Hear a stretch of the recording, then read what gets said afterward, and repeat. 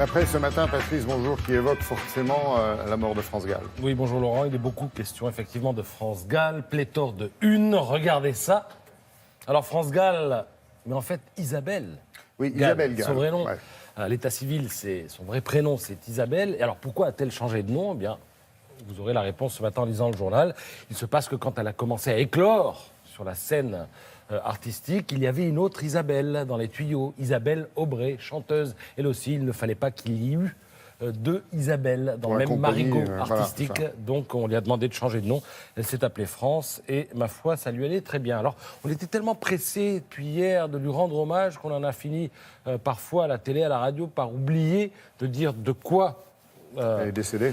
Effectivement, elle est décédée, alors tout simplement d'un cancer. Elle avait eu un premier cancer du sein il y a 25 ans, apparemment il y a une rechute. Elle avait été admise à l'hôpital américain de Neuilly avant les fêtes de Noël et certains avaient d'ailleurs remarqué son absence aux obsèques de Johnny Hallyday.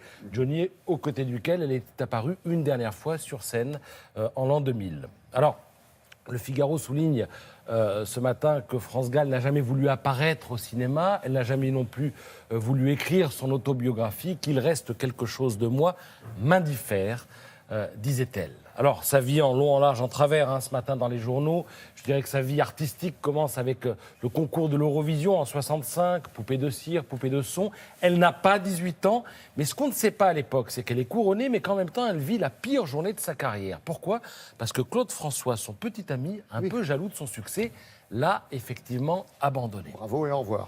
Oui. Alors, il est beaucoup question des hommes de sa vie ce matin. Je viens d'évoquer Claude François, il y a Gainsbourg, il y a Michel Berger, il y a aussi Buck DeWitt, qu'on ne connaît pas ou qu'on connaît peu, en tout cas le grand public, mais qui était ingénieur du son, arrangeur, il était américain et c'est avec lui qu'elle avait refait sa vie après la mort de Michel Berger. Parce que Michel Berger, mine de rien, quand on y pense aujourd'hui, c'était quand même il y a 25 ans. Il est parti il y a 25 ans, et même 26 ans, en 1992. Un dimanche comme elle. Ouais.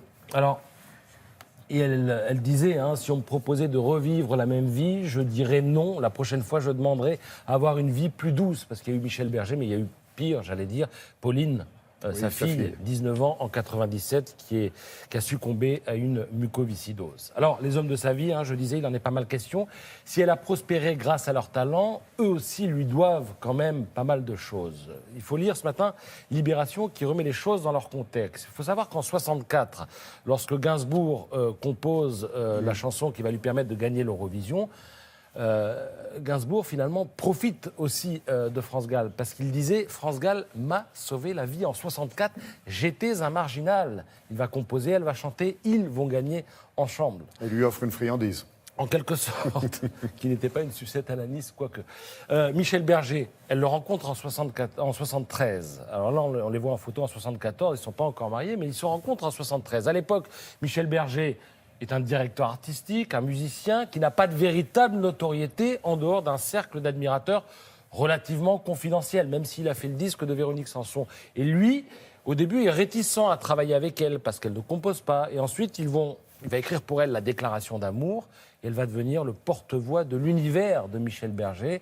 Et en quelque sorte, elle va le sortir de sa position marginale, parce qu'il avait une position marginale, relativement confidentielle, dans le milieu artistique, en tout cas grand public. Et elle est devenue à l'époque quand même l'artiste femme qui a le plus vendu de disques en France, dans les années 75-80. Et donc forcément, on associait son succès à ce qu'avait composé Michel Berger. Voilà, il y a pas mal de choses à lire ce matin, notamment dans Libération, qui nous a proposé une belle une et du bon contenu. Merci Patrice d'avoir évoqué cette femme à succès et cette femme de succès. Je prends mes précautions.